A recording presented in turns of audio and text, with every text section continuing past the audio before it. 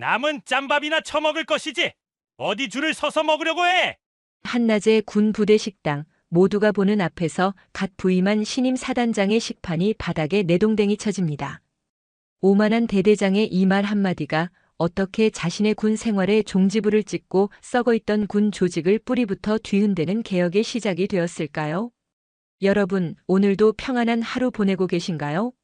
여러분의 하루는 어떤지 댓글로 나눠주시면서 오늘 이야기도 끝까지 함께 해주시면 감사하겠습니다.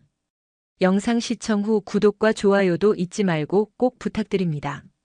경기도 포천 깊어가는 가을의 찬 기운이 감도는 대한민국 육군 제711보병사단 일명 선봉사단. 북한과의 최전선을 수호하는 핵심 부대 중 하나로 그 이름만큼이나 강인하고 엄정한 군기가 살아 숨 쉬는 곳이었다. 그러나 겉으로 보이는 강인함 뒤에는 오래된 악습과 뿌리 깊은 차별이 그림자처럼 드리워져 있었다. 특히 여군에 대한 편견은 선봉사단의 자랑스러운 역사에 흠집을 내는 고질적인 문제였다. 선봉사단 영내에는 팽팽한 긴장감과 알 수 없는 기대감이 교차했다. 새로운 사단장이 부임한다는 소문 때문이었다. 더군다나 그 신임 사단장이 여군, 그것도 투스타라는 이야기가 돌면서 부대 전체가 술렁였다. 대한민국 육군 역사상 손에 꼽히는 기록을 가진 인물, 바로 이지영 소장이었다. 그녀의 이름 앞에는 언제나 최초라는 수식어가 따라붙었다. 최연소 특수부대 중대장, 최초 여성 연대장, 그리고 이제 최초의 여성 보병사단장. 강인한 군기와 엄격한 규율 속에서도 그녀의 존재는 마치 가을 찬바람 속에서 피어나는 한 송이 들꽃처럼 강렬하고 이채로웠다. 그러나 모든 이들이 그녀의 부임을 환영하는 것은 아니었다. 특히 선봉사단 예하 맹호대대의 대대장 박성철 중령은 누구보다 심기가 불편했다. 육군사관학교 출신의 엘리트 장교로 자부심이 하늘을 찔렀던 그는 여성 지휘관의 능력을 끊임없이 의심하고 폄하하는 구시대적 사고방식에 갇혀 있었다. 그의 사전에는 여성과 능력이라는 단어가 좀처럼 한 문장 안에 들어갈 수 없었다. 박성철 중령에게 군대는 철저한 계급과 힘의 논리가 지배하는 자신만의 왕국이었다. 수년간의 군 생활을 통해 그는 줄 서기와 아첨 그리고 교묘한 술수로 자신의 입지를 다져왔다. 특히 여성 부하들에 대해서는 노골적인 무시와 차별을 일삼았다. 그의 대대에서는 암묵적으로 여군들이 남군들과 함께 식사하는 것이 금지되어 있었다. 식당에서조차 여군들은 한쪽 구석에 마련된 작은 테이블에서 남군들이 모두 식사를 마칠 때까지 기다리거나 따로 식사를 해야 했다. 이는 명백한 차별이자 모욕이었지만 박성철 중령의 보복이 두려워 누구 하나 감히 불만을 제기하지 못했다. 야, 김대위. 오늘 작전 보고서 말이야. 좀 더 그림처럼 화려하게 만들 수 없나? 글씨 색깔도 좀 넣고 아기자기하게 꾸며봐.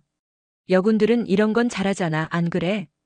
회의 시간 박성철 중령은 작전과장 김민아 대위를 향해 비아냥거리듯 말했다. 남군 장교들은 어색한 웃음을 지었고 김민아 대위는 입술을 깨물며 시정하겠습니다, 중령님. 이라고 대답할 수밖에 없었다. 그녀의 보고서는 군 규정에 맞춰 완벽했지만 박 중령은 늘 이런 식으로 그녀의 전문성을 깎아내리며 인격적인 모독을 가했다. 김민아 대위의 나이 32, 임관 8년 차의 베테랑 장교였지만 박 중령 앞에서는 늘 숨죽여야 했다. 어느 맑은 가을날 부대 식당은 점심시간을 맞아 병사들과 장교들로 북적였다. 오늘도 어김없이 박성철 중령은 병사들보다 늦게 나타나 길게 늘어선 줄을 무시하고 배식대 앞으로 향했다. 그의 옆에는 늘 그림자처럼 따라다니는 작전장교 오태식 소령과 몇몇 아첨꾼 장교들이 있었다. 오태식 소령은 박 중령보다 5살 어린 39으로 박 중령의 비위를 맞추는 데는 선수였다. 어이 비켜. 대대장님 식사하신다. 오 소령이 호들갑을 떨며 앞을 가로막는 병사를 밀쳤다. 병사는 깜짝 놀라 옆으로 비켜섰고 길게 늘어선 줄은 모세의 기적처럼 순식간에 갈라졌다. 박성철은 당연하다는 듯이 식판을 들고 가장 먹음직스러운 반찬들만 골라 담았다. 오늘 특식으로 나온 돈가스는 2개나 자신의 식판 위에 올렸다. 정량 배식 원칙 따위는 그에게 존재하지 않았다. 그의 눈에 식당 한쪽 구석에서 자신들끼리 모여 앉아 식사를 시작하려는 여군들의 모습이 들어왔다. 그는 만족스러운 미소를 지으며 자신의 테이블에 앉았다. 역시 군대는 기강이 중요해.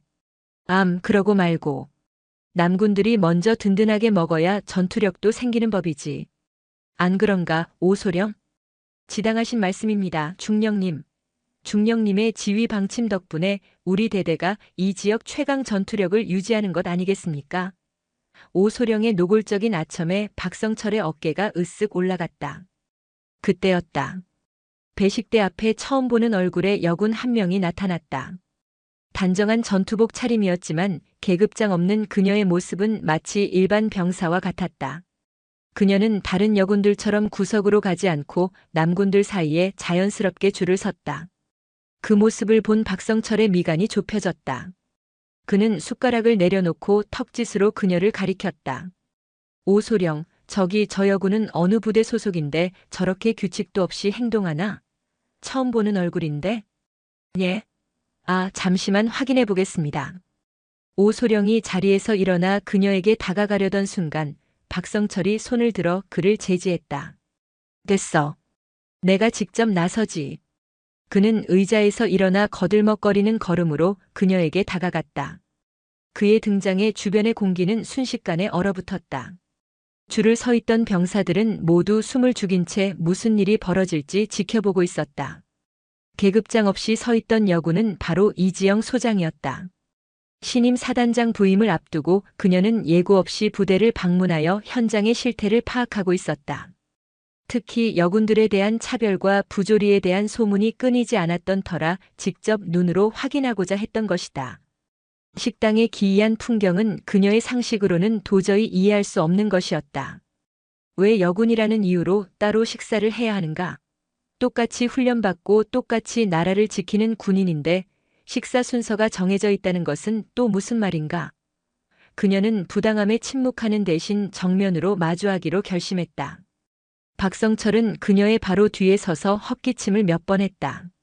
그녀가 돌아보지 않자 그는 한층 더 불쾌한 목소리로 말을 걸었다. 어이, 거기 여군. 어디 부대 소속이야? 이지영이 천천히 돌아보았다.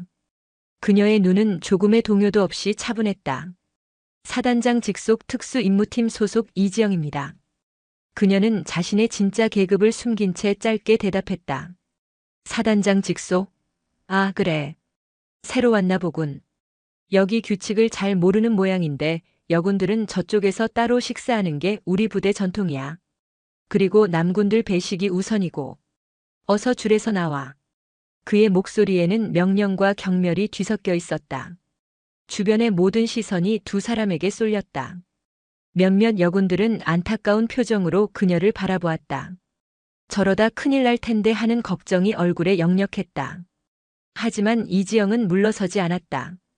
오히려 또렷한 목소리로 반문했다. 군법과 규정 어디에도 성별에 따라 배식 순서를 정하고 식사 장소를 분리하라는 조항은 없는 것으로 압니다. 여기 있는 모두는 대한민국 군인으로서 동등하게 식사할 권리가 있습니다. 순간 식당 안의 모든 소음이 멎었다. 박성철 중령의 권위에 정면으로 맞서는 사람이 나타났다는 사실에 모두가 경악했다. 박성철의 얼굴이 시뻘겋게 달아올랐다. 감히 일개 병사 나부랭이가, 그것도 여자가 자신의 면전에서 규정을 운운하며 대드는 것을 그는 용납할 수 없었다. 이것은 단순한 반항이 아니라 자신의 왕국에 대한 정면 도전이었다. 그의 눈에 살기가 번뜩였다. 그는 한 걸음 더 다가가 이지영의 어깨를 거칠게 밀쳤다. 이게 지금 뭐 하자는 거야? 여기가 직걸 규정 따지고 들 곳으로 보여? 너 오늘 아주 제대로 걸렸어. 군 생활 편하게 하고 싶지 않은 모양이지?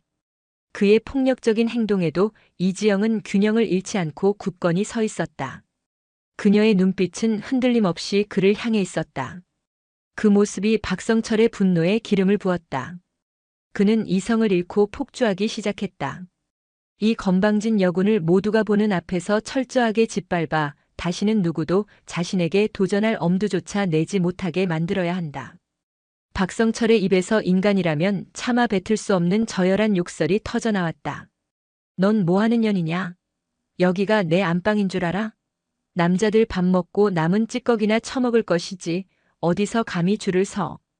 박성철 중령의 입에서 나온 거친 욕설에 식당의 공기는 칼날처럼 날카로워졌다. 주변의 병사들은 숨 쉬는 것조차 잊은 채 두 사람을 바라보았다. 공포와 당혹감이 뒤섞인 시선 속에서 오직 이지영만이 평정을 유지하고 있었다. 중령님, 저는 연이 아니라 대한민국 육군 소속 이지영입니다. 다시 한번 정중히 말씀드리지만 부당한 명령에는 따를 수 없습니다. 그녀의 차분하지만 단호한 대답은 박성철의 마지막 남은 이성의 끈을 끊어버렸다. 그는 코웃음을 치며 그녀를 위아래로 훑어보았다. 그의 시선에는 노골적인 경멸과 혐오가 담겨 있었다. 육군 소속? 웃기지 마. 계급장도 없는 잡것이 뭐라도 된 것 같아? 군대는 힘이고 계급이야. 내가 법이고 내가 규칙이라고. 알아들어? 그는 고함을 지르며 손가락으로 자신의 가슴을 탕탕 쳤다. 그리고는 주변을 둘러보며 소리쳤다. 다들 똑똑히 봐도 군 기강을 무너뜨리는 것들은 어떻게 되는지. 그의 말이 끝나자마자 박성철은 이지영이 막 배식을 받아둔 식판을 향해 손을 뻗었다. 이지영은 그의 손을 피하려 했지만 작정하고 달려드는 그의 힘을 당해낼 수는 없었다. 쨍그랑 하는 파열음과 함께 식판이 그의 손에 빼앗겼다. 따뜻한 밥과 국 반찬들이 허공에 흩뿌려졌다. 여자년들은 나중에 남는 거나 퍼먹어. 박성철은 악에 바친 목소리로 외치며 식판을 바닥에 내동댕이 쳤다. 금속 식판이 타일 바닥에 부딪히며 귀를 찢는 소음을 냈다. 하지만 그의 악행은 거기서 그치지 않았다. 그는 자신의 육중한 전투화로 바닥에 나뒹구는 밥과 반찬들을 사정없이 짓밟기 시작했다. 하얀 쌀밥이 그의 전투화 아래에서 지시겨지고 김치와 나물 반찬들이 더러운 오물처럼 바닥에 뭉개졌다. 그것은 단순히 음식을 짓밟는 행위가 아니었다. 한 인간의 존엄을, 한 군인의 명예를, 그리고 한 여성의 인격을 무참히 짓밟는 폭력이었다. 식당 안의 모든 이들이 그 잔혹한 광경 앞에서 얼어붙었다. 몇몇 여군들은 차마 그 모습을 보지 못하고 고개를 돌렸고 눈물을 삼켰다. 김미나 대위는 주먹을 불끈 쥔 채 부들부들 떨었지만 나설 수 없었다. 나서는 순간 자신과 다른 여군들에게 어떤 불이익이 닥칠지 너무나도 잘 알고 있었기 때문이었다. 박성철의 충실한 신복인 오태식 소령조차도 순간 당황한 기색이 역력했다. 일이 너무 커지고 있었다. 하지만 그는 이내 표정을 감추고 박성철의 권위에 도전한 자의 최후를 똑똑히 보라는 듯이 주변을 쏘아보았다. 바닥은 한순간에 아수라장이 되었다. 지시겨진 음식물들이 악취를 풍기며 널브러져 있었다.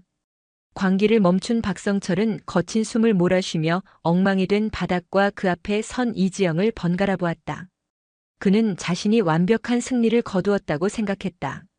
모두가 보는 앞에서 그녀를 철저히 유린하고 굴복시켰다고 믿었다. 하지만 이지영은 무너지지 않았다.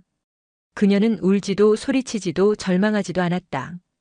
그녀는 그저 묵묵히 차갑게 식어가는 분노를 담은 눈으로 박성철을 응시하고 있었다.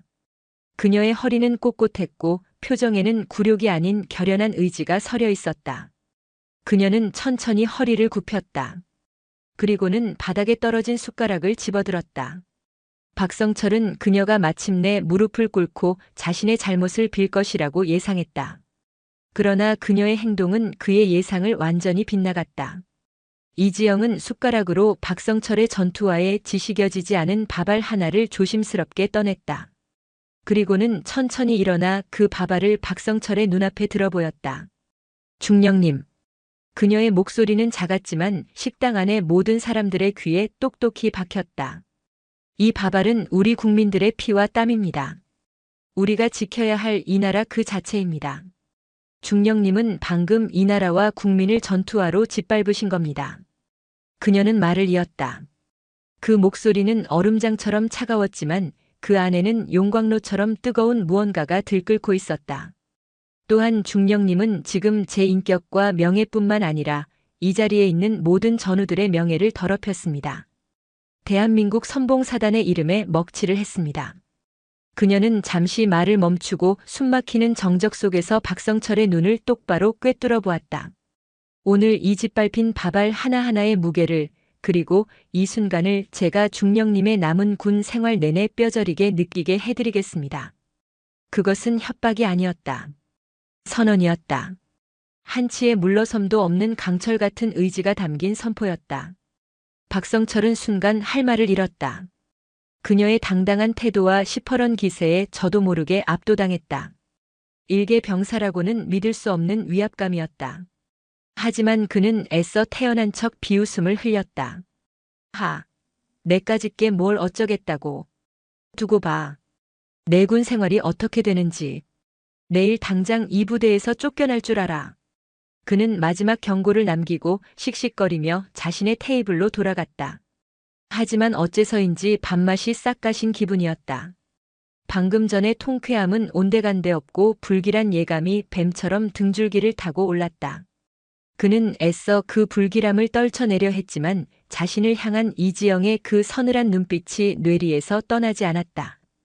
이지영은 더 이상 아무 말도 하지 않았다. 그녀는 엉망이 된 바닥을 한번 내려다본 뒤 조용히 몸을 돌려 식당을 나섰다. 그녀의 뒷모습은 패배자의 것이 아니었다. 그것은 폭풍을 몰고 올 전사의 고요하고도 단단한 발걸음이었다. 그날 오후 선봉사단 전체에 긴급 전파가 하달되었다. 이길 오전 장병 및 군무원 사단 연병장 긴급 집합. 이취임식 거행. 전례 없는 긴급 소집이었다. 부대 전체가 수군거리기 시작했다. 도대체 누가 오고 누가 가기에 이토록 갑작스러운 이취임식이 열리는 것일까? 박성철 중령 역시 의아했지만 대수롭지 않게 여겼다. 그에게는 오늘 점심에 일어난 불미스러운 일이 더 신경 쓰였다. 그는 내일 아침 사단 감찰실에 직접 연락해 이지영이라는 여군을 징계위원회에 회부할 계획을 세우고 있었다. 감히 자신의 권위에 도전한 대가를 톡톡히 치르게 해줄 생각이었다. 그는 몰랐다. 자신이 계획하고 있는 작은 복수국이 얼마나 어리석고 하찮은 것인지를. 그리고 내일 아침 연병장에서 그를 기다리고 있는 것이 상상조차 할 수 없는 거대한 운명의 파도라는 것을. 선봉사단의 썩은 심장을 도려낼 차갑고도 눈부신 서막이 밝아오고 있었다. 다음 날 아침 포천에 위치한 선봉사단의 거대한 연병장은 이른 시간부터 부산했다. 사단 직할대는 물론 각 예하부대에서 차출된 장병들까지 수천 명의 군인들이 오와 열을 맞춰 도열해 있었다. 하늘은 구름 한 점 없이 맑았고 가을의 햇살이 날카롭게 벼려진 총검과 반듯하게 다려진 군복 위로 쏟아져 내렸다. 하지만 연병장을 감싼 공기는 축제보다는 긴장감에 가까웠다. 갑작스러운 사단장 이취임식, 그 배경에 대한 억측과 소문이 밤새 부대 전체를 떠돌았다. 박성철 중령 역시 자신의 대대원들을 이끌고 연병장 한편에 서 있었다. 그의 표정은 여전히 오만함으로 가득했다. 어젯밤 그는 사단장 교체 소식을 듣고 콧방귀를 뀌었다. 누가 오든 자신과는 상관없었다. 그는 이미 이 부대 내에서 자신의 입지를 단단히 굳혔다고 믿었다. 오히려 새로 오는 사단장에게 잘 보여 더 큰 권력을 손에 쥘 기회라고 생각했다. 그는 옆에 서 있는 오태식 소령에게 나지막이 속삭였다. 어제 그 건방진 계집 이지영이라고 했나? 오늘 이 취임식 끝나자마자 바로 감찰에 찔러 넣어. 하극상, 명령 불복종, 온갖 죄목을 다 붙여서 군복 벗겨버려. 예, 알겠습니다, 중령님. 걱정 마십시오. 오소령이 고개를 조아리며 대답했다. 박성철은 만족스러운 미소를 지었다. 그는 어제 식당에서 자신을 쏘아보던 이지영의 눈빛을 떠올렸다. 뼈저리게 느끼게 해주겠다고. 가소로운 것. 그는 곧 절망에 빠져 무릎 꿇고 용서를 빌게 될 그녀의 모습을 상상하며 쾌감을 느꼈다. 잠시 후 단상 위로 이임하는 사단장과 참모들이 모습을 드러냈다. 이임사는 짧고 간결했다. 그는 재임 기간 동안의 소회를 밝히고 선봉사단의 무궁한 발전을 기원한다는 말로 연설을 마쳤다. 장병들의 형식적인 박수가 연병장을 스쳐 지나갔다. 그리고 마침내 모두가 기다리던 순간이 왔다. 의장대의 팡파르가 울려 퍼지고 의례 아나운서의 힘찬 목소리가 스피커를 통해 울려 퍼졌다. 지금부터 신임 선봉사단장의 취임식이 거행되겠습니다. 신임 사단장 입장. 모든 시선이 단상으로 향했다. 과연 어떤 인물이 대한민국 최전방을 수호하는 선봉사단을 이끌게 될 것인가? 장성급 장교들 사이에서는 이미 내정설이 돌았지만 대부분의 장병들은 전혀 아는 바가 없었다. 웅성거림 속에서 단상 중앙으로 한 사람이 걸어 나왔다. 그 모습을 본 순간 박성철 중령은 자신의 눈을 의심했다. 단상 위로 걸어 나오는 사람은 분명 어제 식당에서 자신이 모욕을 주고 식판을 짓밟았던 바로 그 여군 이지영이었다. 하지만 지금 그녀의 모습은 어제와는 완전히 달랐다. 계급장 없는 전투복 차림이었던 어제의 모습은 온데간데 없었다.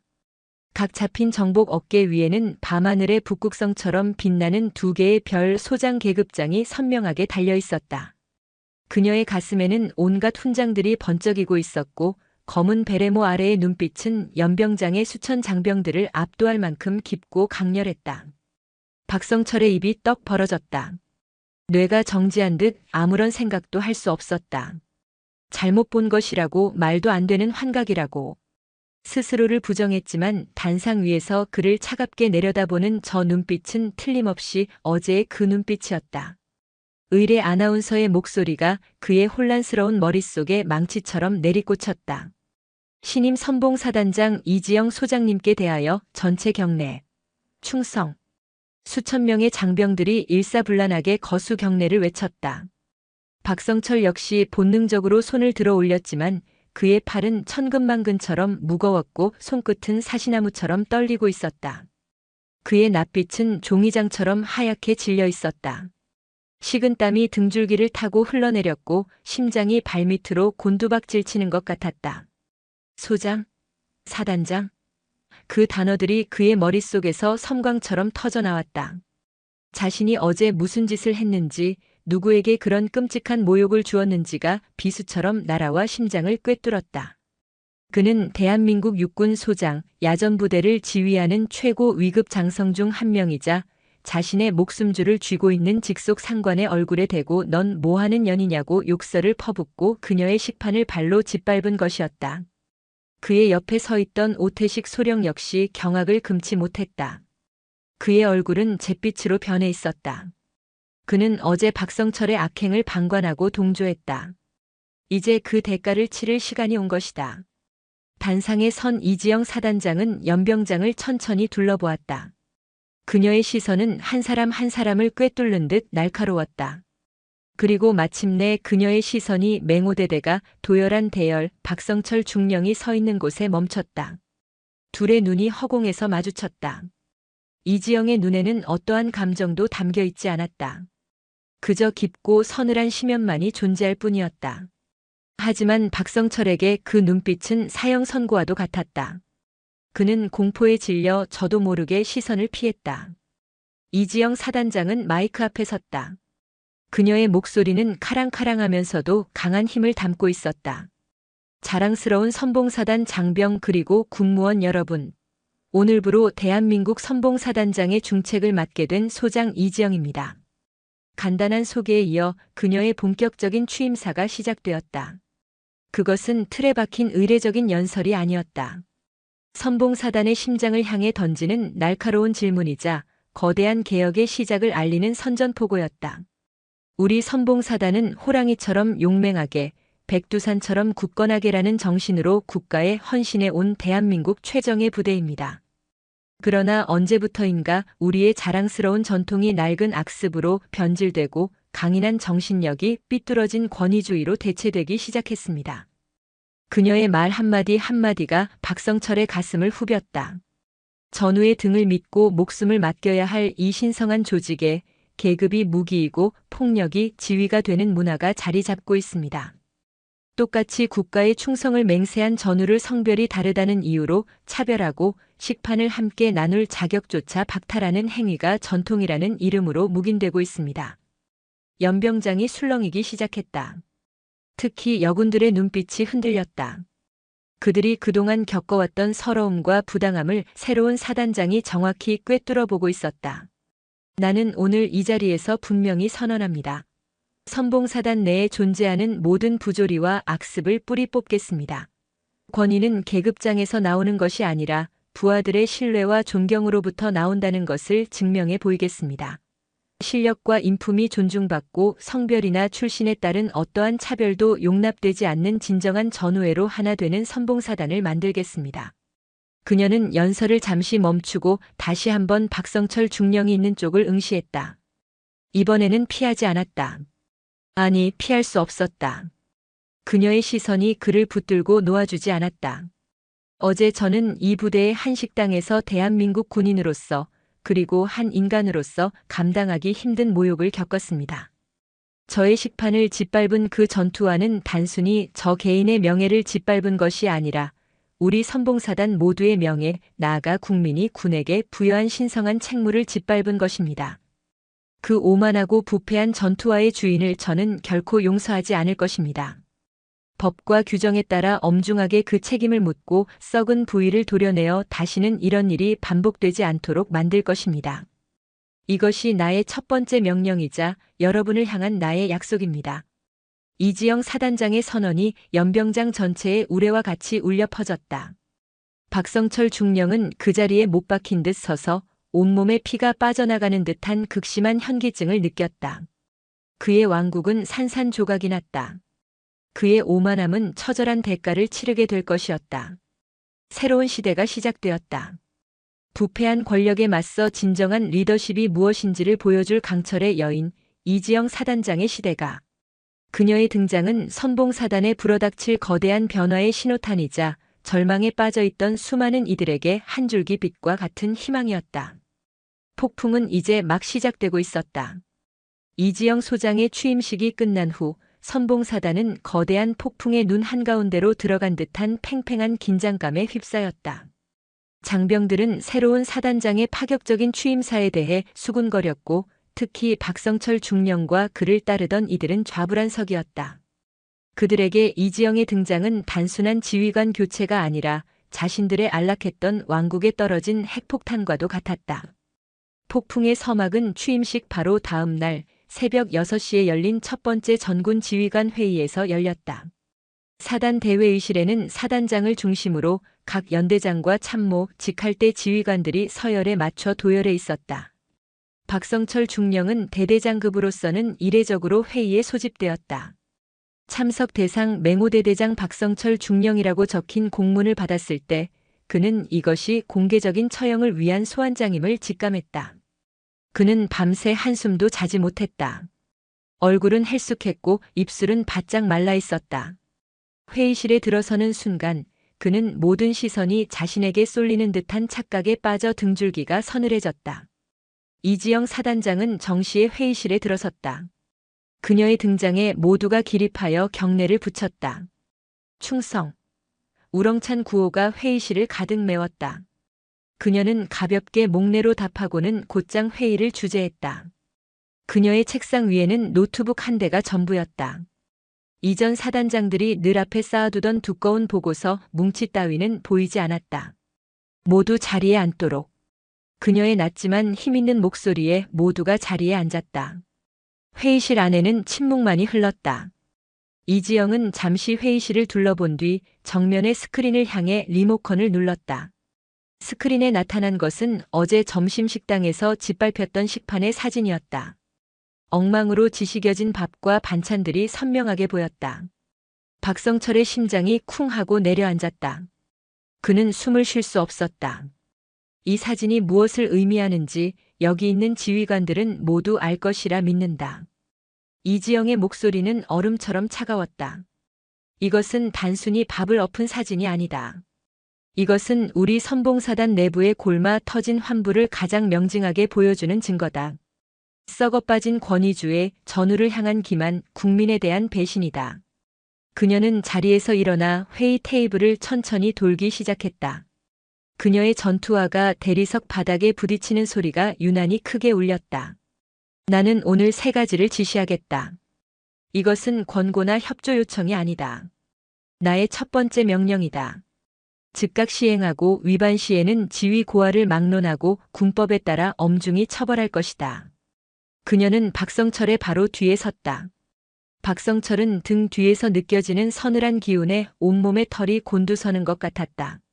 첫째, 금일부로 선봉사단 예하 모든 부대 내에서 성별, 계급, 출신에 근거한 모든 차별적 관행을 전면 폐지한다.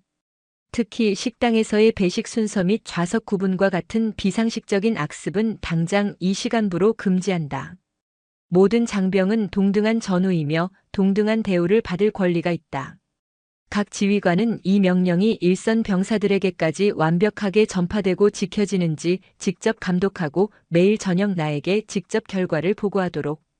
그녀의 말은 박성철의 뺨을 후려치는 것과 같았다. 자신의 왕국을 지탱하던 가장 상징적인 악습이 공개적으로 그리고 가장 먼저 철퇴를 맞은 것이다. 둘째, 모든 보고 체계를 간소화하고 실질적인 내용 중심으로 전환한다. 보고를 위한 보고 보여주기식 행정은 오늘부로 끝이다. 모든 부대는 불필요한 대면 보고를 최소화하고 신속한 디지털 보고 시스템을 활용하라. 나는 두꺼운 보고서 뭉치가 아니라 현장에 살아있는 목소리와 정확한 데이터를 원한다. 참모진은 당장 관련 시스템을 구축하고 일주일 내로 전 부대의 교육을 실시하도록. 회의실에 앉아있던 9세대 참모들의 얼굴이 미묘하게 굳어졌다. 그들이 권력을 유지하던 수단 중 하나인 복잡한 보고, 체계와 행정 절차를 정면으로 부정한 것이다. 이지영은 다시 말을 이었다. 그녀의 시선은 여전히 허공을 향해 있었지만 그 말의 칼날은 정확히 박성철을 겨누고 있었다. 마지막 셋째, 사단장 직속의 특별감찰단을 신설한다. 단장은 사단 감찰 참모인 윤상현 대령이 맡는다. 특별감찰단의 첫 번째 임무는 맹호대대를 포함한 전 부대의 군수 물자, 훈련 장비, 예산 집행 내역에 대한 전면적인 실태 조사다. 노후 장비 방치, 군수품 횡령 및 유용, 예산의 부당 집행 등 의혹이 제기된 모든 사안에 대해 한 점의 의혹도 없이 철저하게 조사할 것이다. 그 순간 박성철은 자신의 사형 선고가 내려졌음을 깨달았다. 그는 수년간 군수 물자를 빼돌리고 훈련 예산을 허위로 청구하여 착복해왔다. 그가 사들인 값싼 중국산 부품 때문에 훈련 장비들은 겉만 멀쩡할 뿐 언제 고장 나도 이상하지 않을 시연폭탄과도 같았다. 윤상현 대령은 군내에서도 소문난 대쪽이었다. 그가 칼을 잡는다면 자신의 비리는 낱낱이 파헤쳐질 것이 불보듯 뻔했다. 이지영은 자신의 자리로 돌아와 앉았다. 그리고는 처음으로 회의에 참석한 이들의 얼굴을 똑바로 바라보았다. 나는 여러분의 군 생활을 편하게 만들어줄 생각이 없다. 오히려 그 어느 때보다 힘들고 고통스럽게 만들 것이다. 낡고 썩은 관행을 버리는 것은 고통스러운 일이기 때문이다. 하지만 그 고통의 끝에서 우리는 진정으로 강하고 명예로운 국민에게 신뢰받는 선봉사단으로 다시 태어날 것이다. 나의 개혁에 동참하여 스스로의 썩은 살을 도려낼 것인가, 아니면 썩은 살과 함께 잘려나갈 것인가. 선택은 여러분의 몫이다. 그녀는 마지막으로 박성철을 지목했다. 맹호대대장 박성철 중령. 네, 중령 박성철. 박성철은 벌떡 일어나 관등 성명을 외쳤다. 그의 목소리는 염소처럼 떨리고 있었다. 어제 식당 바닥에 짓밟혔던 음식물들, 오늘 중으로 자네가 직접 자네 손으로 깨끗하게 청소하도록. 전투화로 짓밟은 명예가 얼마나 무거운지 허리 굽혀 밥알 하나하나를 주우며 스스로 깨닫기 바란다. 알겠나? 예, 알겠습니다. 그것은 공개적인 망신이자 그의 권력이 완전히 끝났음을 알리는 상징적인 처벌이었다. 회의에 참석한 모든 지휘관들은 숨을 죽였다. 새로운 사단장은 칼을 뽑았다. 그리고 그 칼은 무서울 정도로 차갑고 예리했다. 회의가 끝난 후 박성철은 터덜터덜 식당으로 향했다. 식당에는 이미 그의 특별 임무에 대한 소문이 퍼져 있었다. 점심시간이 끝난 식당 한가운데 그는 걸레와 쓰레받기를 들고 엎드려 어제 자신이 짓밟았던 음식물 찌꺼기들을 치우기 시작했다. 주변을 지나가던 병사들은 경멸과 통쾌함이 뒤섞인 눈으로 그를 힐끔거렸다. 어제까지만 해도 왕처럼 군림하던 그의 처참한 모습은 새로운 시대가 시작되었음을 알리는 가장 확실한 증거였다. 그는 밥알을 주우며 치욕에 몸을 떨었다. 하지만 그의 마음속에는 반성 대신 도끼 어린 분노와 복수심이 자라나고 있었다. 이지영 감히 나를 이따위로 모욕해? 좋아, 끝까지 가보자 이거지. 내가 이대로 순순히 무너질 것 같아? 그 같은 시각 이지영 사단장은 자신의 집무실에서 보고를 받고 있었다. 사단장님 지시하신 대로 전 부대 식당 및 생활관에 대한 차별 관행 폐지 명령이 하달되었고 각 부대에서 이행 중인 사진이 실시간으로 전송되고 있습니다. 부관이 태블릿 PC를 내밀었다. 화면에는 남군과 여군들이 한 테이블에 앉아 어색하지만 밝은 표정으로 식사하는 모습, 생활관 휴게실에서 함께 이야기를 나누는 모습들이 담겨 있었다. 그 중에는 김미나 대위와 다른 여군들의 모습도 있었다. 그녀들의 얼굴에는 그동안 볼 수 없었던 환한 미소가 피어 있었다. 이지영은 희미하게 미소 지었다. 이것은 시작에 불과했다. 썩은 뿌리를 도려내는 강철의 메스는 이제 막 환부에 닿았을 뿐이었다. 앞으로 더 큰 저항과 반격이 있을 것이다. 하지만 그녀는 두렵지 않았다. 진실과 정의라는 가장 강력한 무기가 그녀의 손에 들려 있었기 때문이다. 선봉사단의 심장을 되살리기 위한 그녀의 외로운 수술은 이제 막 시작되었다. 이지영 사단장의 개혁은 거침없이 진행되었다. 그녀는 집무실에 앉아 보고만 받는 지휘관이 아니었다. 매일 새벽 병사들과 함께 구보를 했고 예고 없이 훈련장을 찾아 직접 장비를 점검하고 훈련 과정을 살폈다. 그녀의 파격적인 행보에 처음에는 의심의 눈초리를 보내던 장병들도 점차 마음을 열기 시작했다. 특히 차별과 억압에 시달려왔던 여군들과 부조리에 고통받던 젊은 병사들에게 그녀는 희망의 상징이 되었다. 변화의 바람은 박성철 중령의 맹호대대에도 불어왔다. 식당에서는 더 이상 남군과 여군이 따로 앉지 않았다. 박성철의 눈치를 보며 부당한 지시를 따르던 중간 간부들도 사단장 직속 특별감찰단의 시퍼런 칼날을 의식하며 몸을 사렸다. 박성철은 대대장이라는 직위만 유지하고 있을 뿐 실질적인 영향력은 거의 사라진 허수아비 신세가 되었다. 그는 매일같이 감찰단에 불려가 조사를 받아야 했고 부대원들은 그를 대놓고 무시하기 시작했다. 하지만 독사의 독은 그대로였다. 그는 이대로 무너질 생각이 추호도 없었다. 치욕과 분노 속에서 그는 어둠 속에서 칼을 갈았다. 그는 자신에게 아직 충성하는 몇 안 되는 신복들을 비밀리에 불러 모았다. 그의 충실한 그림자였던 오태식 소령도 그 자리에 있었다. 늦은 밤 부대 외곽의 낡은 창고에서 박성철과 그의 측근들이 마주 앉았다. 박성철은 도끼 서린 눈으로 입을 열었다. 이대로 당하고만 있을 순 없어. 저 이지영이라는 계집이 우리를 완전히 개 취급하고 있어. 이대로 가면 우리 모두 군복 벗고 감방에 가게 될 판이야. 하지만 중령님, 사단장님의 기세가 너무 등등합니다. 특별감찰단이 매일같이 장부를 뒤지고 있고 털어서 먼지 안 나는 사람 없는데 지금은 납작 엎드려 있어야 할 때가 아닙니까? 한 장교가 조심스럽게 말했다. 박성철은 버럭 소리를 질렀다. 멍청한 소리. 엎드려 있으면 살려줄 것 같아? 저 여자는 우리를 본보기로 삼아서 완전히 끝장낼 생각이야.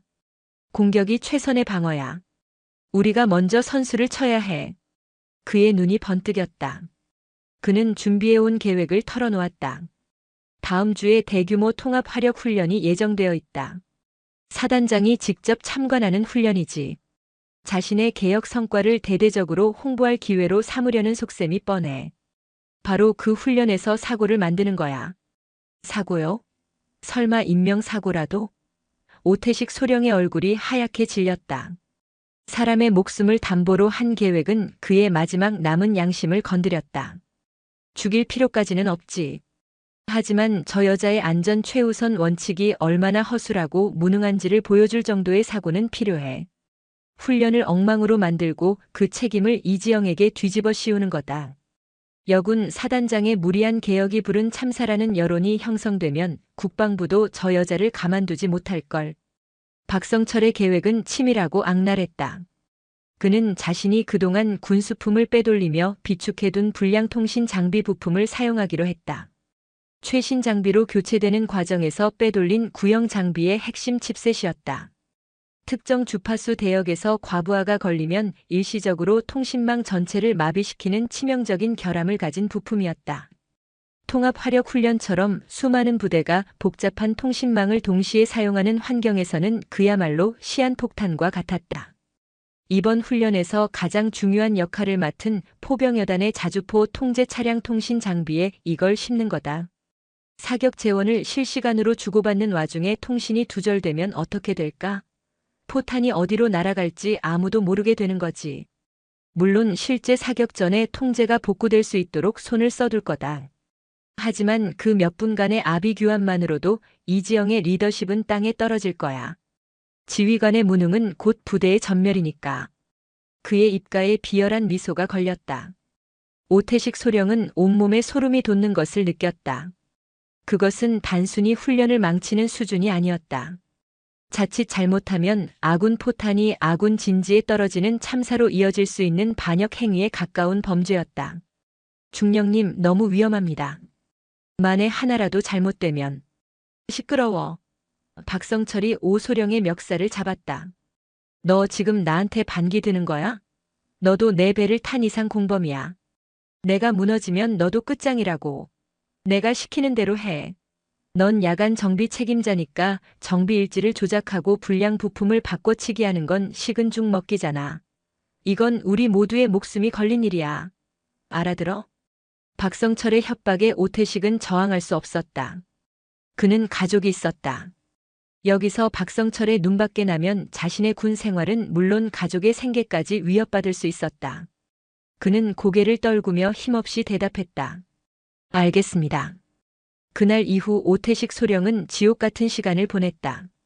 밤마다 악몽에 시달렸고 거울에 비친 자신의 모습이 괴물처럼 느껴졌다.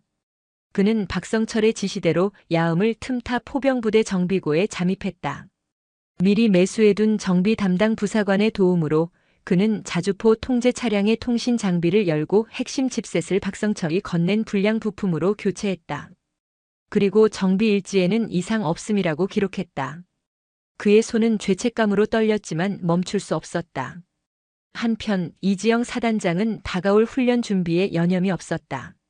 그녀는 이번 훈련을 자신의 개혁이 단순한 구호가 아니라 실질적인 전투력 향상으로 이어진다는 것을 증명할 기회로 삼고자 했다. 그녀는 직접 훈련장을 찾아 지형을 살피고 기상 데이터를 분석했으며 참가 대원들의 컨디션을 일일이 점검했다. 훈련 전날 최종 안전 점검 회의가 열렸다. 오태식 소령은 훈련 지원 책임자로서 이지영 사단장에게 직접 보고를 해야 했다. 충성. 맹호대대 작전장교 소령 오태식, 통합 화력 훈련에 투입될 모든 장비에 대한 최종 점검 결과 이상 없음을 보고드립니다. 그는 이지영의 눈을 차마 마주치지 못하고 보고했다. 이지영은 그의 보고를 들으며 미간을 살짝 찌푸렸다. 그녀는 서류를 넘겨보며 날카롭게 질문했다. 오소령, 포병여단 통신 장비 정비 일지를 보니 최종 점검 시간이 유독 짧고 형식적이군. 특히 야간에 혼자서 점검을 마쳤다고 되어 있는데 2인 1조 점검 원칙을 어긴 이유는 뭔가? 오태식은 심장이 철렁 내려앉는 것을 느꼈다. 그 사소한 절차 위반을 발견해낼 줄은 꿈에도 몰랐다.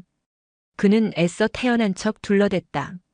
아, 그건 담당 부사관이 갑작스러운 복통을 호소하여 제가 책임지고 혼자서라도 완벽하게 점검을 마쳤습니다.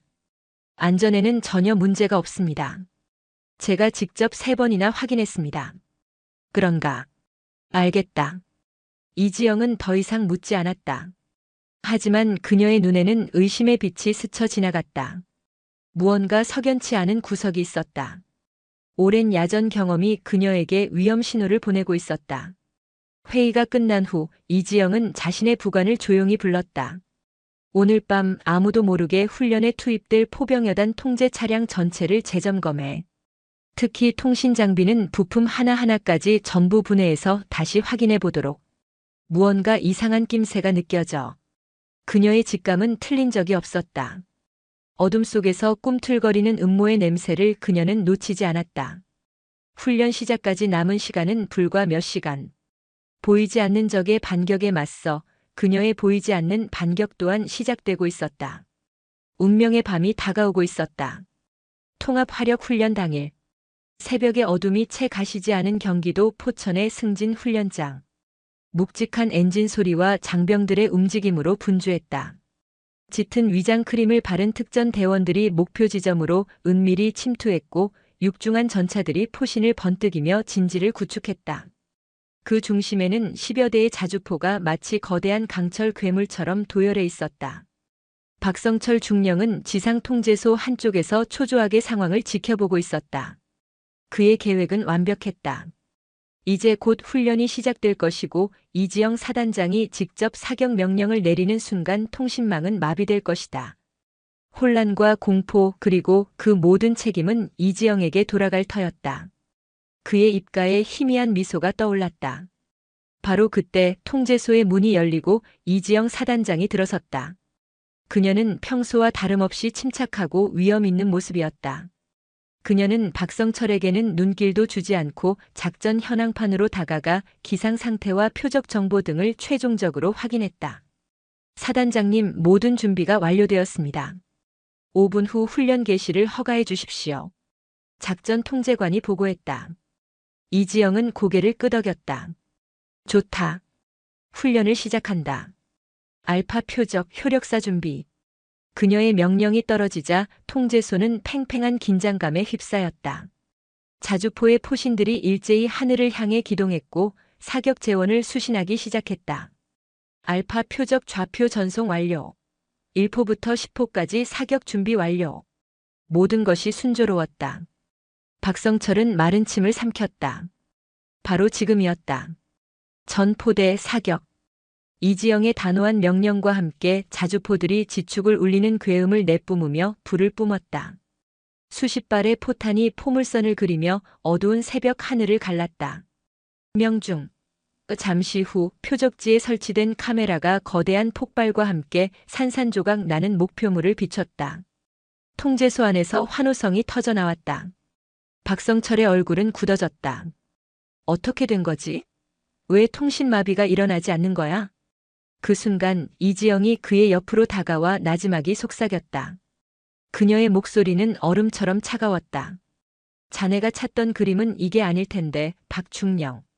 무슨 말씀이신지 모르겠습니다. 이지영은 통제소 중앙 스크린을 가리켰다. 화면에는 한 통신 정비병이 교체된 불량 칩셋을 들고 증언하는 영상이 재생되고 있었다. 어젯밤 이지영의 비밀 지시를 받은 감찰팀이 통신 장비를 재점검하는 과정에서 불량 부품을 발견하고 겁에 질린 정비 담당 부사관의 자백을 받아낸 것이었다. 영상 속에서 부사관은 떨리는 목소리로 오태식 소령에게 매수되어 부품을 교체했다고 실토하고 있었다. 이게 어떻게? 박성철의 얼굴에서 핏기가 가셨다. 자네의 반역 행위는 이미 어젯밤에 끝났다. 훈련은 정상적인 부품으로 완벽하게 진행되고 있지. 이지영은 박성철을 차갑게 노려보았다. 하지만 자네의 죄를 입증할 마지막 퍼즐이 필요했다. 그래서 훈련을 그대로 진행시킨 것이다. 자네의 충실한 부하 오태식 소령이 모든 것을 지켜보고 있거든. 이지영의 말이 끝나자마자 통제소 한쪽 구석에 설치된 스피커에서 다급한 목소리가 터져나왔다. 중령님, 계획이 틀어졌습니다. 모든 게 발각됐습니다. 오태식 소령의 목소리였다. 그는 다른 장소에서 훈련 상황을 감시하며 박성철과 비밀리에 통신을 유지하고 있었던 것이다. 이지영의 팀은 그 통신마저 감청하고 있었다. 모든 것이 끝났다. 박성철의 마지막 발악은 거대한 덫에 걸린 생쥐의 몸부림에 불과했다. 그의 범죄는 실시간으로 통제소의 모든 지휘관들 앞에서 명백하게 증명되었다. 맹호대대장 박성철 중령. 이지영의 목소리가 통제소 전체에 울려 퍼졌다. 자네를 국가 반역죄 및 살인 미수, 직권 남용, 군용물 횡령 등 모든 혐의를 적용하여 이 자리에서 긴급 체포한다. 헌병들이 달려들어 박성철의 두 손에 차가운 수갑을 채웠다. 그는 아무런 저항도 하지 못한 채 허망한 눈으로 스크린 속에서 완벽하게 표적을 타격하는 자주포의 위용을 바라볼 뿐이었다. 그의 왕국은, 그의 오만함은, 그의 모든 것은 바로 그 포화 속에서 산산이 부서져 잿더미가 되었다. 훈련이 성공적으로 끝난 후 이지영은 먼지가 자욱한 훈련장에 섰다. 그녀의 곁에는 이번 사태의 진실을 밝히는 데 결정적인 역할을 한 김민아 대위가 서 있었다. 그녀는 두려움을 이겨내고 정비부사관의 이상한 행적을 감찰팀에 제보했던 것이다. 고맙다, 김 대위. 자네의 용기가 우리 모두를 구했다. 김미나 대위는 눈물을 글썽이며 고개를 저었다. 아닙니다, 사단장님. 사단장님께서 저희에게 용기를 주셨습니다. 이제 더 이상 부조리에 침묵하지 않아도 된다는 희망을 주셨습니다. 그 모습을 시작으로 그 자리에 있던 모든 장병들이 이지영 사단장을 향해 뜨거운 박수와 함성을 보내기 시작했다. 그것은 단순한 존경을 넘어선 절대적인 신뢰의 표현이었다. 진실의 불꽃은 어둠을 이겼다. 이지영 사단장은 가장 큰 위기를 가장 완벽한 승리로 바꾸어 놓았다. 그녀의 리더십은 이제 그 누구도 흔들 수 없는 반석 위에 굳건히 서게 되었다. 하지만 그녀는 알고 있었다. 싸움은 이제부터 시작이라는 것을. 썩은 가지를 쳐내는 것보다 그 자리에 새로운 희망의 새싹을 키우는 것이 더 어렵고 힘든 일이기 때문이었다. 박성철 전 중령에 대한 군사 재판은 국방부 전체의 이목이 쏠린 가운데 열렸다. 군복 대신 수의를 입은 그는 한때 자신의 왕국이었던 군사법원 피고인석에서 초라하게 고개를 숙이고 있었다. 그의 오만했던 눈빛은 사라지고 공포와 패배감만이 남아 있었다. 재판의 하이라이트는 오태식 소령이 증인으로 나섰을 때였다.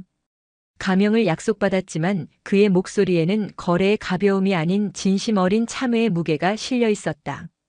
그는 떨리는 목소리로 박성철의 지시와 협박, 그리고 자신이 저지른 범죄를 낱낱이 고백했다.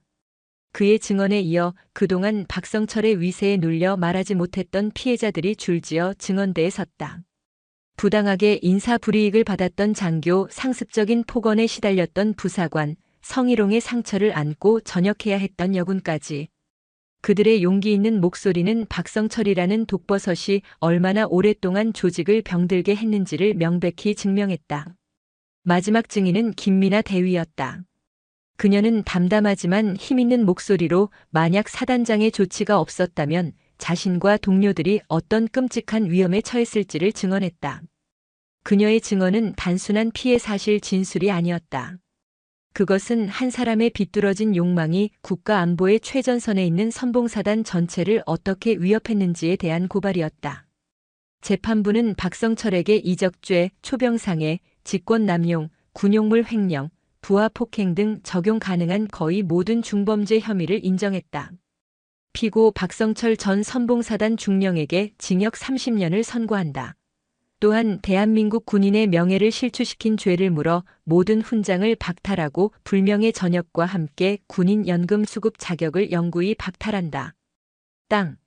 판사의 의사봉이 울리는 순간 박성철은 무너져 내렸다. 그의 군 생활, 그의 인생, 그가 쌓아 올렸다고 믿었던 모든 것이 한순간에 신기루처럼 사라졌다. 그와 함께 범죄에 가담했던 측근들 역시 각각 중형을 선고받고 법의 심판을 받았다. 선봉사단을 뒤덮었던 거대한 독버섯이 마침내 뿌리 뽑히는 순간이었다. 사건이 일단락되자 이지영 사단장의 리더십은 하늘을 찔렀다. 장병들의 신뢰는 절대적이었고 그녀의 개혁은 더욱 탄력을 받았다. 하지만 이지영은 승리에 도취하지 않았다. 그녀는 알고 있었다. 박성철은 끝이 아니라 시작일 뿐이라는 것을.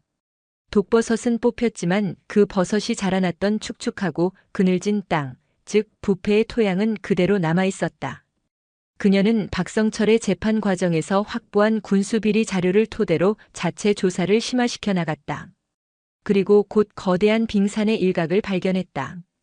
박성철이 불량 부품을 조달했던 군수업체는 대한정밀공업이라는 곳으로 지난 수년간 선봉사단뿐만 아니라 육군 전체의 주요 장비 납품을 독점해 온 회사였다.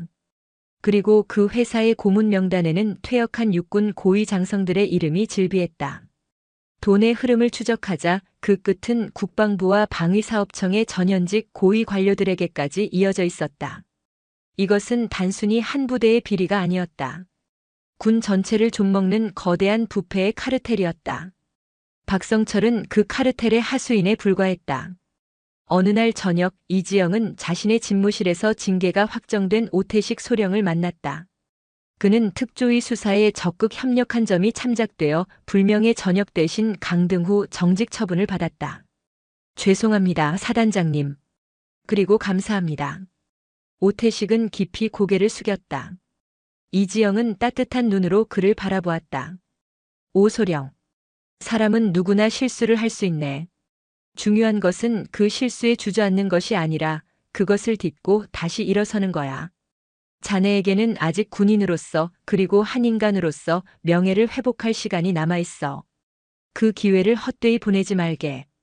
그녀의 말에는 처벌이 아닌 진심 어린 용서와 격려가 담겨 있었다. 오태식은 뜨거운 눈물을 흘렸다. 그때 이지영이 그에게 조용히 물었다. 한 가지만 묻겠네. 박성철 중령은 왜 그렇게까지 변해버린 걸까?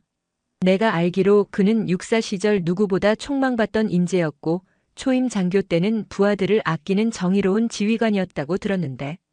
오태식은 잠시 망설이다가 무거운 입을 열었다. 그에게는 아픈 아들이 하나 있었습니다. 희귀병을 앓고 있었는데 엄청난 치료비가 드는 병이었습니다. 군인 월급으로는 감당할 수 없는 돈이었죠. 그때 대한정밀공업 측에서 그에게 처음 접근했던 것으로 압니다. 아들 치료비를 대주는 대가로 군수품 납품 편의를 봐달라고 처음에는 아들 때문에 어쩔 수 없이 시작했던 일이 나중에는 끊을 수 없는 중독처럼 변해버렸습니다. 돈과 권력의 맛을 알게 되자 그는 초심을 잃고 괴물이 되어갔습니다. 자신의 비리를 감추기 위해 더 악랄해져야 했고 자신에게 반대하는 사람은 누구든 적으로 간주하고 짓밟았습니다. 아마 여군들을 그토록 혐오했던 것도 자신의 나약함을 감추기 위한 비뚤어진 방어기제였을 겁니다. 이지영은 말없이 창밖을 바라보았다. 어둠이 짙게 깔린 연병장 너머로 포천의 밤하늘이 펼쳐져 있었다. 박성철의 행동은 결코 용서받을 수 없는 범죄였다.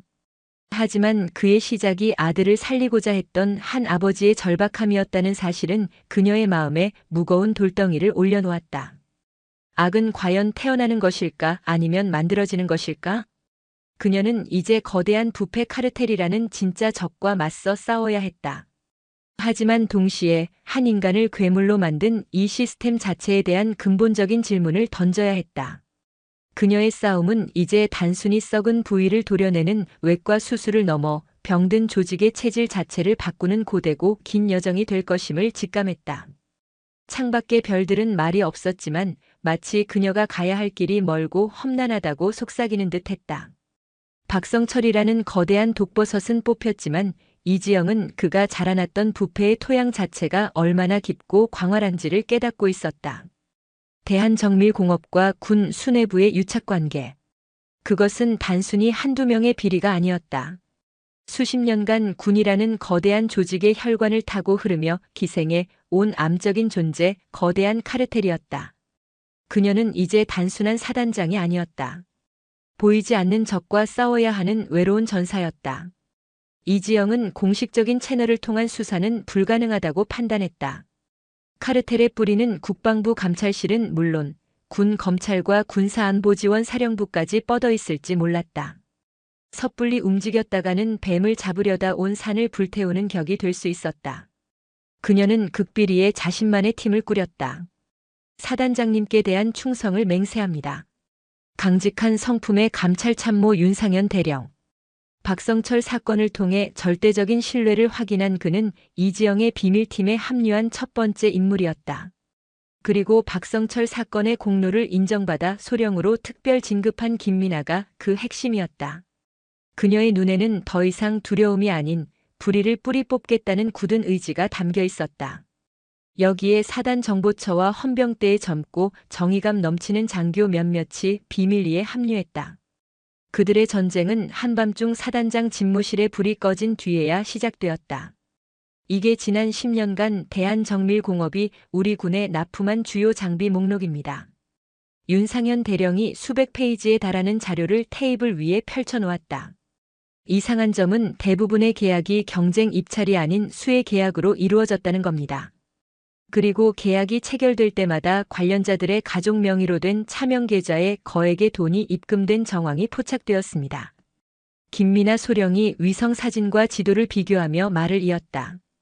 그뿐만이 아닙니다. 대한정밀공업의 군납 장비들은 유독 최전방 격오지 부대에 집중적으로 배치되었습니다. 자주포 통신 장비처럼 실제 전시에 치명적인 문제를 일으킬 수 있는 장비들이죠. 마치 거대한 시한폭탄을 대한민국 전역에 심어놓은 것과 같습니다. 그들의 조사가 깊어질수록 드러나는 진실은 끔찍했다. 단순한 비리를 넘어 국가 안보 자체를 담보로 한 거대한 이적 행위에 가까웠다. 이지영은 이 모든 것을 지휘하는 배후의 존재를 직감했다.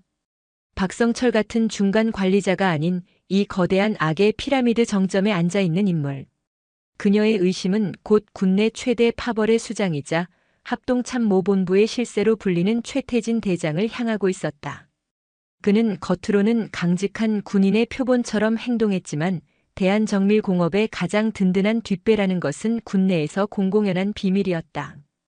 이지영이 움직임을 시작하자 보이지 않는 저항이 시작되었다. 저항은 노골적인 방식이 아니었다. 아주 교묘하고 합법적인 형태로 다가왔다. 갑자기 선봉사단에 배정되었던 차세대 통신 장비 도입 예산이 전력 증강 우선순위 재조정이라는 명목으로 대폭 삭감되었다. 그녀가 야심차게 추진하던 여군 전투력 강화 프로그램은 성인지 예산 과다 편성이라는 이유로 국방부에 제동이 걸렸다. 어느 날 저녁 그녀의 집무실로 한 통의 전화가 걸려왔다. 그녀의 오랜 스승이자 국내에서 존경받는 원로인 예비역 장군이었다. 이 장군 잘 지내는가? 네, 장군님. 잘 지내고 있습니다. 별일 없으십니까? 다름이 아니라 요즘 자네에 대한 우려 섞인 이야기가 많이 들려서 말이야. 너무 의욕이 앞서는 것 아닌가 걱정하는 사람들이 많아. 자네가 지금 건드리고 있는 곳이 어떤 곳인지 알고는 있는 겐가? 노 장군의 목소리에는 진심 어린 걱정이 묻어 있었다. 그건 단순한 비리 사건이 아니야. 수십 년간 얽히고 설킨 군의 심장부일세. 잘못 건드리면 자네 혼자 다치는 게 아니라 군 전체가 흔들릴 수 있어. 박성철에서 멈추게. 그 정도만 해도 자네는 충분히 할 일을 한 거야. 더 깊이 들어가면 자네가 부러질 걸세. 그것은 조언이자 경고였다. 이지영은 잠시 눈을 감았다. 박성철의 얼굴, 불량 통신 장비 칩셋, 그리고 진실을 말하며 눈물 흘리던 오태식 소령의 얼굴이 스쳐 지나갔다. 장군님 조언 감사합니다. 하지만 부러질지언정 휘어질 수는 없습니다. 제 부하들이 목숨을 걸고 훈련하는 이 순간에도 누군가는 그들의 목숨값을 가지고 뒷돈을 챙기고 있습니다. 제가 군복을 입고 있는 한 그것을 외면할 수는 없습니다. 전화기 너머로 노 장군의 깊은 한숨소리가 들려왔다. 압박은 점점 더 노골적으로 변해갔다.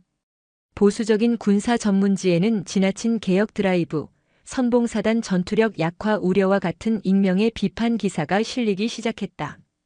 이지영이 여성이라는 점을 교묘하게 비꼬며 그녀의 리더십이 감성적이고 독단적이라는 악의적인 소문도 퍼져나갔다. 그들은 이지영이 제풀에 지쳐 물러나거나 여론에 밀려 경질되기를 기다리고 있었다. 하지만 그들은 이지영이라는 강철을 얕보고 있었다. 강철은 외부의 압력에 부러지는 것이 아니라 뜨거운 불과 강한 망치질 속에서 더욱 단단해지는 법이었다. 그녀는 의혹과 방해 공작에 일일이 대응하며 감정을 소모하는 대신 전공법을 택했다. 그녀의 첫 번째 반격은 누구도 예상치 못한 것이었다. 그녀는 국방부 감사실이 아니라 국가 최고 감사기관인 감사원에 직접 선봉사단의 모든 군수 및 보급 체계에 대한 자발적 특별 감사를 요청했다.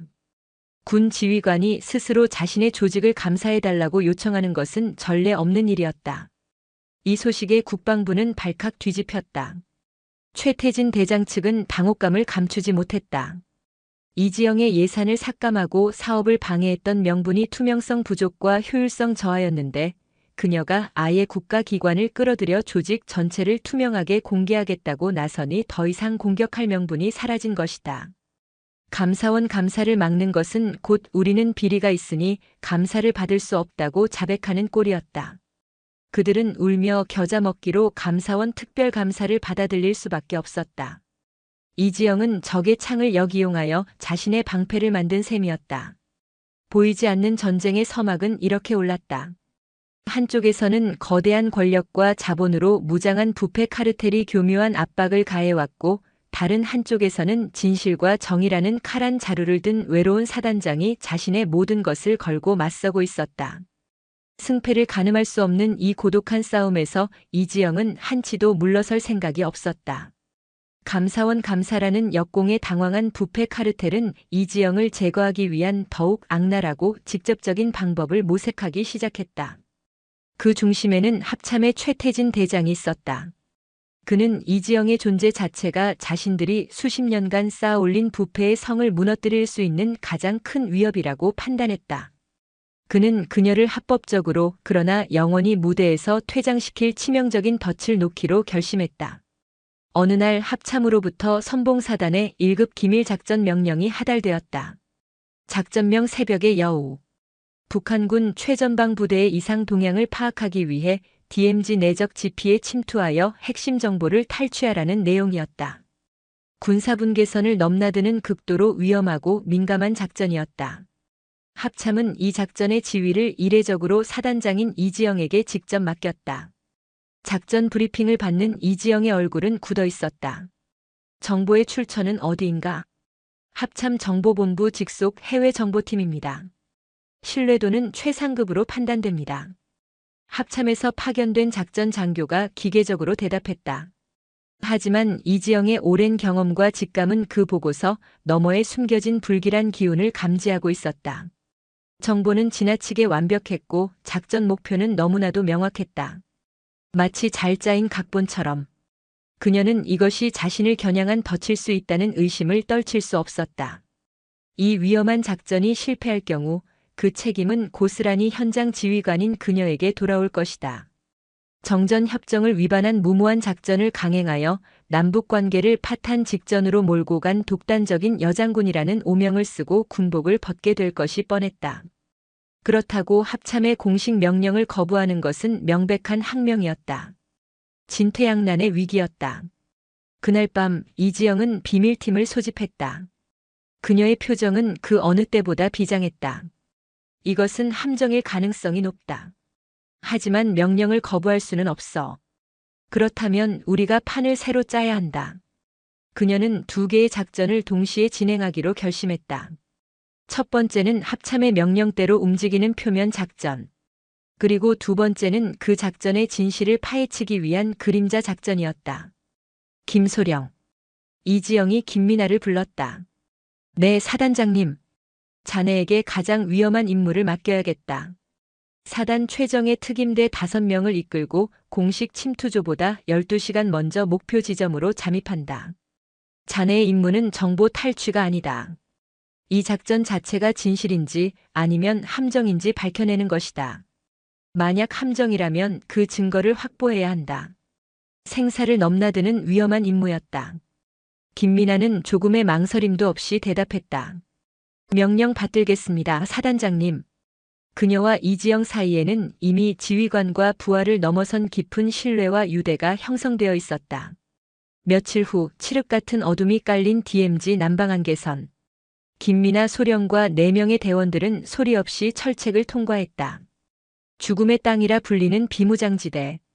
발밑에는 수십만 발의 지뢰가 잠들어 있고 머리 위로는 남과 북의 감시 초소가 서슬 퍼런 눈을 번뜩이고 있었다. 그들은 한 줄기 그림자가 되어 어둠 속으로 스며들었다.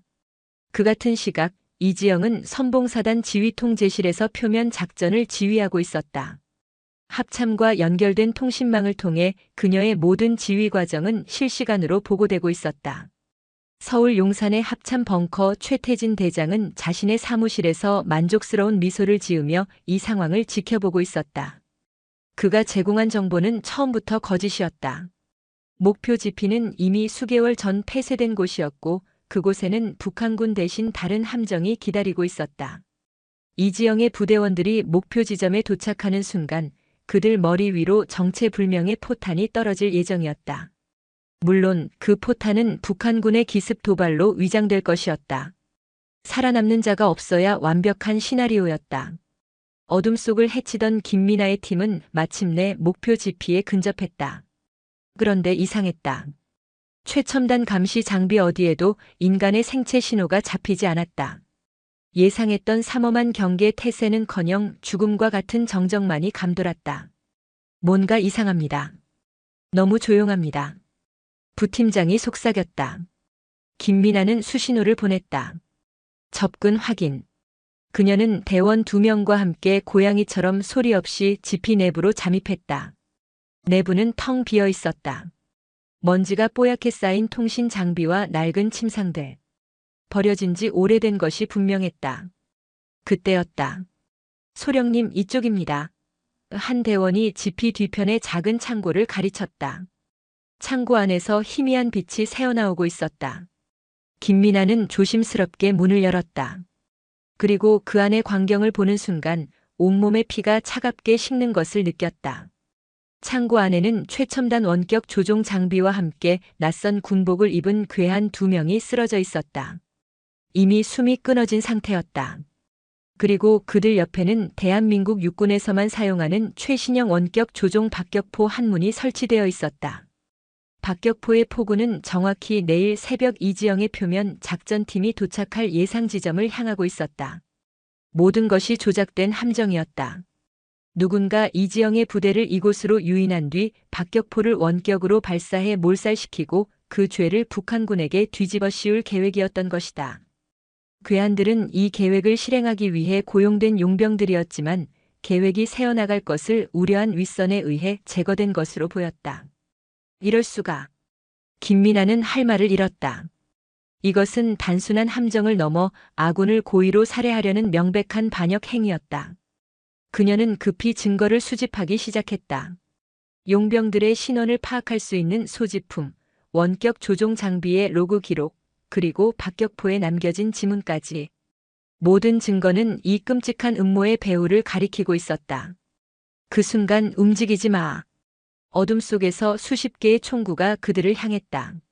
함정을 꾸민 자들이 증거를 인멸하기 위해 보낸 또 다른 제거조였다. 그들은 처음부터 김미나 팀의 잠입을 예상하고 기다리고 있었던 것이다. 덫 속에 덫이었다. 모두 무기 버리고 손들어. 칠흑 같은 어둠 속에서 나타난 괴한들의 수는 어림잡아도 10명이 넘었다. 그들은 대한민국 군인이라고는 볼 수 없는 검은색 특수 전투복의 복면을 쓰고 있었다. 최정예 용병이거나 혹은 군 내부의 비밀 사조직일 가능성이 높았다. 김미나와 대원들은 순식간에 포위되었다. 절체절명의 위기였다. 소령님, 어떡합니까? 부팀장이 낮은 목소리로 물었다. 그의 손은 조용히 허리춤에 수류탄 안전핀을 더듬고 있었다. 여기서 잡히면 모든 것이 끝이었다. 이지영 사단장의 표면 작전팀은 아무것도 모른 채 죽음의 구덩이로 걸어 들어갈 것이고 이 모든 진실은 영원히 어둠 속에 묻힐 터였다. 김미나의 머릿속은 수만 가지 생각으로 폭발할 것 같았다. 그녀는 주머니 속의 소형 데이터 저장 장치를 만지작거렸다. 방금 전까지 수집한 모든 증거가 그 안에 들어있었다. 이것만 사단장님께 전달할 수 있다면 작전 계획 불사조를 개시한다. 김미나가 결심한 듯 나지막이 명령했다. 불사조는 팀이 전멸 위기에 처했을 때 단 한 명이라도 살아남아 임무를 완수하기 위해 모든 것을 거는 최후의 비상계획이었다. 셋을 세면 내가 동쪽으로 뛴다. 너희는 서쪽으로 흩어져서 교란 사격을 실시하고 약속된 2차 탈출 지점에서 합류한다. 무슨 일이 있어도 살아남아라. 이건 명령이다. 소령님, 혼자서는 위험합니다. 명령이다. 김미나의 눈빛은 강철처럼 단호했다. 그녀는 이 모든 증거를 가진 자신이 반드시 살아남아야 한다는 것을 알고 있었다. 그녀가 미끼가 되어 적들의 시선을 끄는 동안 다른 대원들이 포위망을 뚫고 빠져나갈 시간을 벌어야 했다. 하나, 둘. 김미나가 마지막 숫자를 외치려는 순간 그녀의 귀에 꽂힌 통신 장비에서 치직거리는 소리와 함께 이지영의 목소리가 들려왔다. 김소령, 들리나? 당장 상황을 보고하라. 지휘통제실의 이지영은 표면 작전팀을 예정된 침투 경로로 이동시키면서도 한시도 김미나 팀과의 교신을 놓지 않고 있었다. 그런데 약속된 정기 교신 시간이 지나도 아무런 응답이 없자 최악의 상황을 직감한 것이다. 김미나는 복면을 쓴 괴한들을 노려보며 들릴 듯 말 듯한 목소리로 응답했다. 사단장님, 함정입니다. 모든 것이 조작되었습니다. 아군을 향한 아군의 포문이. 지원 병력을 보내겠다. 현재 위치를 전송하라. 불가능합니다.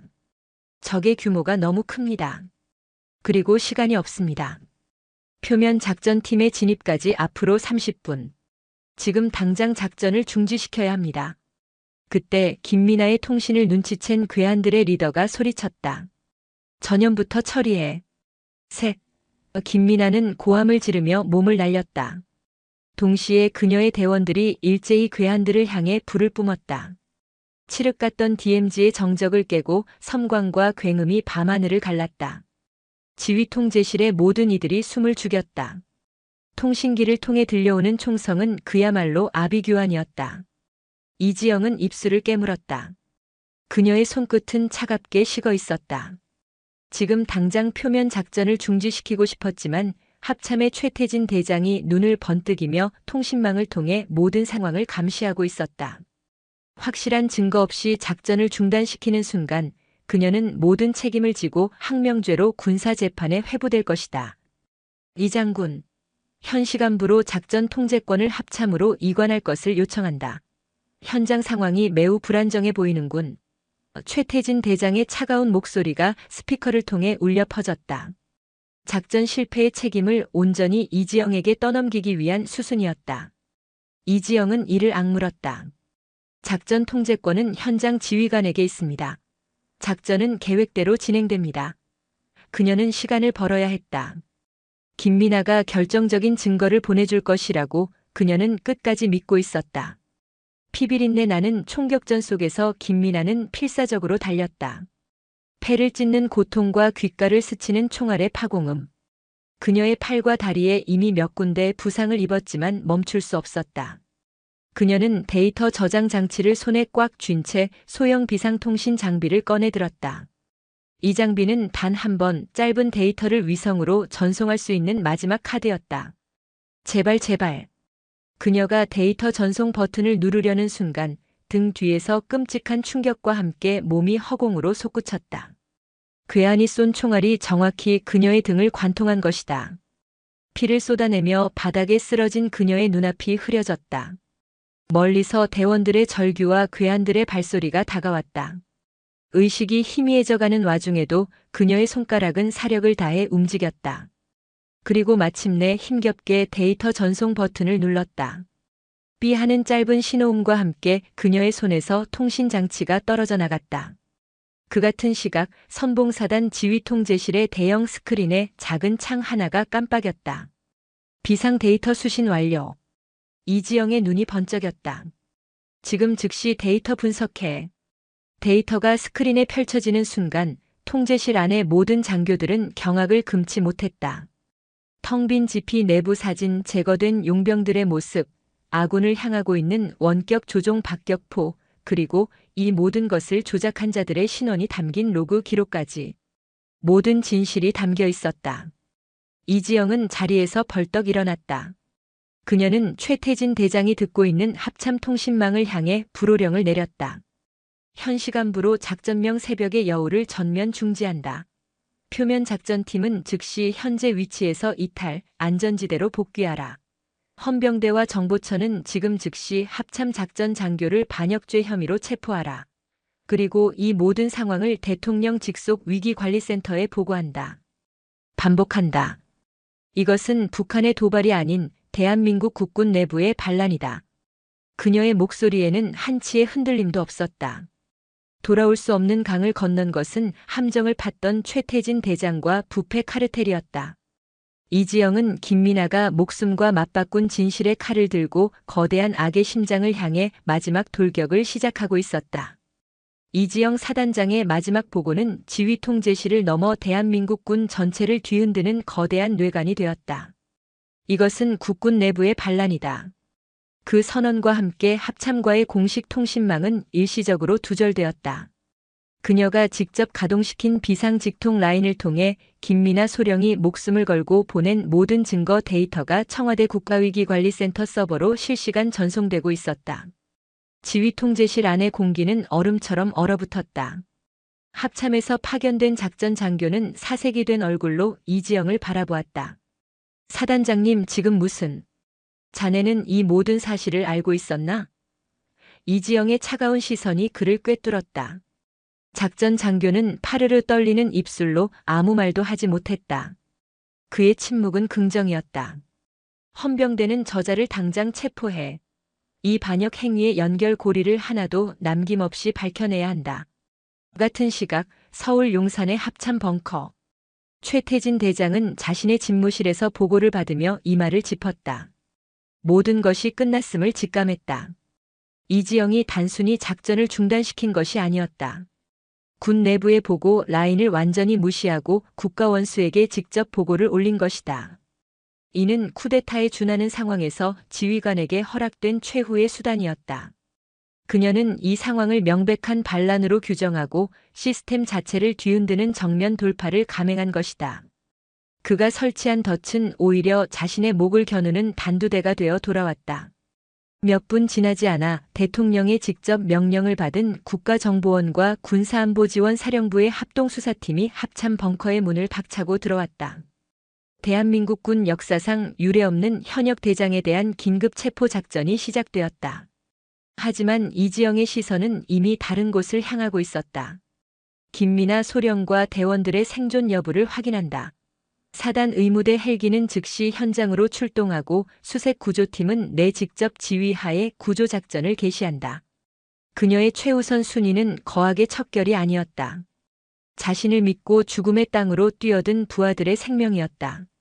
그녀는 직접 방탄조끼를 챙겨 입고 지휘 통제실을 나섰다. 어둠이 옅어지기 시작하는 DMZ의 새벽을 향해 그녀는 직접 헬기에 몸을 실었다. 구조팀이 총성이 멎은 현장에 도착했을 때 그곳은 처절한 전투의 흔적으로 가득했다. 쓰러진 괴한들의 시신 사이로 선봉사단 특임대원들 역시 피를 흘린 채 쓰러져 있었다. 그리고 그 중심에 김미나 소령이 희미한 숨을 몰아쉬며 쓰러져 있었다.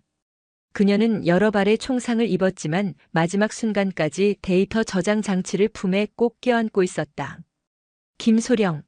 정신 차려, 김소령. 이지영은 피투성이가 된 그녀를 부축하며 절규했다. 김미나는 힘겹게 눈을 떴다. 그리고 사단장의 얼굴을 확인한 뒤 희미한 미소를 지었다. 임무 완수했습니다. 그 말을 끝으로 그녀는 의식을 잃었다. 이지영은 그녀의 손을 붙잡고 뜨거운 눈물을 흘렸다. 살아있었다. 그것만으로도 기적이었다. 대한민국은 발칵 뒤집혔다. 현역 대장이 주도한 군 내부 반란 시도와 수십 년간 이어져 온 군수 비리 카르텔의 실체. 이지영이 목숨을 걸고 밝혀낸 진실은 상상을 초월하는 것이었다. 대통령은 직접 대국민 담화를 발표하고 군 검찰이 아닌 민간 검찰과 감사원, 각계 전문가들로 구성된 범국가 국방비리 특별조사위원회를 발족시켰다. 군의 심장부를 향한 역사상 가장 강력하고 독립적인 메스가 마침내 움직이기 시작한 것이다. 최태진 대장을 필두로 한 수십 명의 전현직 장성 및 관료, 그리고 대한정밀공업의 경영진이 줄줄이 구속되었다. 그들이 수십 년간 빼돌린 국방 예산은 천문학적인 액수였고 그 대가로 우리 군은 값싸고 성능 떨어지는 불량 장비를 납품받아왔다. 장병들의 목숨값이 누군가의 호화로운 생활과 검은 권력을 유지하는 데 쓰여왔다는 사실에 국민들은 분노했다. 이지영은 특별조사위원회의 핵심 증인으로 활약했다. 그녀는 군복을 입은 채 당당하게 증언대에 섰고 그녀의 논리 정연하고 소신 있는 발언은 모든 언론의 헤드라인을 장식했다. 그녀는 일약 국가적인 영웅, 불의에 맞서 싸우는 강철의 여인이자 정의의 상징으로 떠올랐다. 그로부터 2년 후, 군은 아프고 더딘 그러나 근본적인 변화의 시간을 거치고 있었다. 부패의 고리가 끊어지자 최신형 장비와 물자들이 제대로 보급되기 시작했고 투명한 인사 시스템과 수평적인 소통 문화가 자리 잡기 시작했다. 이지영은 세 개의 별을 단 중장이 되어 국방부의 핵심 요직인 국방개혁위원회의 위원장을 맡고 있었다. 그녀의 손에서 대한민국 군의 새로운 미래가 그려지고 있었다. 어느 맑은 주말 오후 그녀는 헬기를 타고 자신이 모든 것을 시작했던 포천의 선봉사단을 찾았다. 사단의 풍경은 몰라보게 달라져 있었다. 딱딱하고 권위적인 분위기 대신 활기차고 생동감 넘치는 에너지가 가득했다. 연병장에서는 남군과 여군 대원들이 스스럼없이 어울려 축구를 하고 있었고 생활관에서는 선임과 후임이 자유롭게 토론을 벌이는 모습도 보였다. 이지영은 예전처럼 사단 복지회관 식당으로 향했다. 그곳에서 그녀는 놀라운 광경을 목격했다. 한때 여군들이 구석으로 내몰렸던 그곳은 이제 계급과 성별에 상관없이 모든 장병들이 함께 웃고 떠들며 식사를 즐기는 만남의 광장이 되어 있었다. 그녀는 조용히 배식줄의 맨 뒤에 섰다. 그녀의 등장에 잠시 주변이 수군거렸지만 이내 모두들 익숙하다는 듯이 다시 자신들의 대화에 집중했다. 사단장이 병사들과 함께 줄을 서는 것은 선봉사단에서는 더 이상 뉴스거리가 아니었다. 그녀가 식판을 들고 창가 테이블에 자리를 잡았을 때 누군가 그녀의 맞은편에 앉았다. 말끔하게 전투복을 차려입은 이제는 중령 계급장을 단 김미나였다. 기적적으로 목숨을 건진 그녀는 혹독한 재활 치료를 이겨내고 맹호대대의 새로운 대대장이 되어 있었다. 위원장님, 여기까지 어인일이십니까? 김미나가 장난스럽게 웃으며 말했다. 어디 우리 김대장 부대 운영 잘하고 있나 감찰 나왔지. 이지영도 웃으며 답했다. 두 사람은 마치 평범한 자매처럼 평범한 전우처럼 마주 앉아 식사를 시작했다. 그때 갓 임관한 신임 소위 몇 명이 긴장한 얼굴로 그들의 테이블로 다가왔다. 저 위원장님 함께 식사해도 괜찮으시겠습니까? 그걸 뭘 물어봐. 여기선 나도 그냥 밥 먹는 군인일 뿐인데. 자, 다들 이리 와서 앉아. 이지영의 말에 소위들의 얼굴이 환해졌다. 순식간에 테이블은 젊은 장교들로 가득 찼다. 그들은 존경과 선망이 가득한 눈으로 이지영과 김미나를 바라보며 자신들의 꿈과 미래에 대해 이야기하기 시작했다. 이지영은 그 모습을 흐뭇하게 바라보았다. 문득 몇 년 전 차가운 식당 바닥에 처참하게 짓밟혔던 밥알들이 떠올랐다. 그 절망의 순간에서 시작된 기나긴 싸움. 그 싸움의 끝에 그녀는 마침내 이토록 아름다운 풍경을 마주하게 되었다. 진정한 리더십이란 군림하는 권력이 아니라 기꺼이 자신을 낮추어 모두와 함께 식판을 마주하는 섬김이라는 것을 그녀는 온몸으로 증명해냈다. 군인의 진정한 명예는 빛나는 훈장이나 높은 계급이 아니라 바로 이 한 그릇의 따뜻한 밥처럼 모든 것을 함께 나누고 화합하는 진심의 무게 속에 있다는 것을. 창밖으로 쏟아지는 눈부신 햇살 아래 선봉사단의 심장은, 나아가 대한민국 국군의 심장은 그 어느 때보다 힘차고 건강하게 뛰고 있었다. 그리고 그 중심에는 강철의 의지와 따뜻한 마음을 가진 전설적인 지휘관 이지영이 있었다. 그녀가 다시 세운 군의 전설은 이제 막 새로운 새벽의 장을 넘기고 있었다.